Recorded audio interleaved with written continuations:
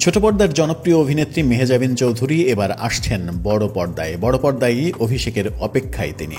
15 বছর ধরে শোবিজে কাজ করছেন মেহজাবিন। তাকে বিভিন্ন চরিত্রে দেখা গেছে, তবে সিনেমার পর্দায় কখনোই দেখা যায়নি। অবশেষে সেই অপূর্ণতা এবার পূর্ণতা পাচ্ছে। প্রথমবার তাকে বড় পর্দায় দেখা যাবে। খুব শিগগিরই মুক্তি পেতে যাচ্ছে মেহজাবিনের নতুন ছবি প্রিয় মালতী। এ বিষয়ে মেহজাবিন চৌধুরী বলেছেন, শুরু থেকে দর্শক আমার পাশে ছিলেন। আমি যখন নতুন তখন থেকে যত গল্প চরিত্রে অভিনয় করেছি সবগুলোই দর্শকদের ইতিবাচকভাবে সাড়া পেয়েছি। মেহজাবিন আরও বলেছেন, আমার বিশ্বাস দর্শক আমার সিনেমা দেখতে প্রেক্ষাগৃহে যাবেন, তারা আমার কাজ পছন্দ করবেন। আন্তর্জাতিক দর্শকদের প্রশংসা পেয়ে আমার ভালো লেগেছে, কিন্তু আমি অপেক্ষা করছি দেশের দর্শকদের প্রতিক্রিয়ার জন্য। তাদের প্রতিক্রিয়া আমার জন্য বড় উপহার। ইতিমধ্যে সিনেমাটি কায়রো আন্তর্জাতিক চলচ্চিত্র উৎসব ও ইন্টারন্যাশনাল ফিল্ম ফেস্টিভ্যাল অব ইন্ডিয়াতে প্রদর্শিত হয়েছে।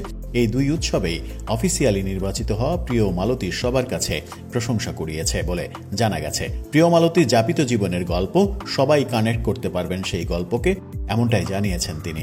সময়টা অন্যরকম, সবখানে সংস্কার চলছে। আমার সিনেমাতেও সংস্কারের আবেদন অন্তর্নিহিত আছে।